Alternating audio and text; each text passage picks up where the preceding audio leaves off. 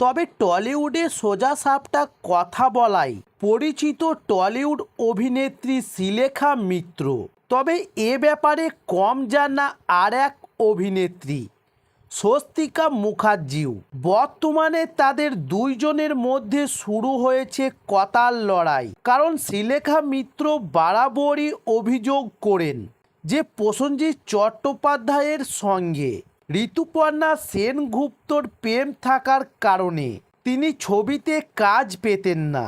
অর্থাৎ প্রসেনজিৎ ও ঋতুপর্ণার জুটির কারণে ইন্ডাস্ট্রিতে শিকার হয়েছেন তিনি। তবে আরজি কর কাণ্ডের প্রতিবাদকে কেন্দ্র করে পুরনো অভিযোগ নতুন করে তুললেন শ্রীলেখা মিত্র।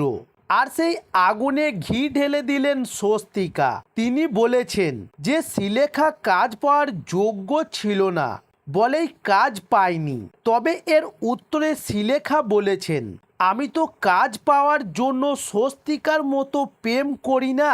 এবার শ্রীলেখার এ কথার উত্তরে স্বস্তিকা বলেছেন, নিজের ভেরিফাইড ফেসবুকে পেজে দেওয়া দুটি স্ট্যাটাসে স্বস্তিকা এই বিষয়ে লেখেন।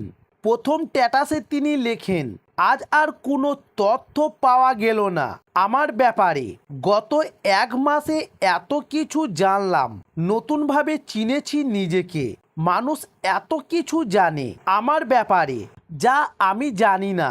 তবে পুরনো তথ্য নব প্যাকেজে পাওয়া গেলেও চলবে। কেউ জানালে বা খবর পেলে একটু শেয়ার করবেন।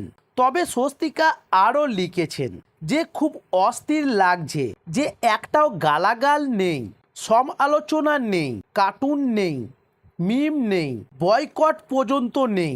অভ্যেসটা এমন খারাপ হয়ে গেছে, এই কয়েকদিনে মনে হচ্ছে আবার একা হয়ে গেলাম। তবে এরপর আরও একটি স্ট্যাটাসে তিনি লিখেন, ওর উপরে একটা কথা আগে পোস্টে লিখতে ভুলে গেছি যে আমি প্রেম করে কাজ পাওয়া থামাবো না। 24 বছর ধরে শুধু প্রেমের উপর আমার গোটা কেরিয়ারটা দাঁড়িয়ে আছে। তবে আগামী বছরগুলোতেও তাই থাকবে। এই সিদ্ধান্ত নিলাম, প্রেম দীর্ঘজীবী হোক। তো দর্শক বন্ধুরা, এই ধরনের টলিউড ও আরও নিত্য নতুন নিউজ পেতে চাইলে আমাদের চ্যানেলটি সাবস্ক্রাইব করে সঙ্গে থাকুন। নমস্কার।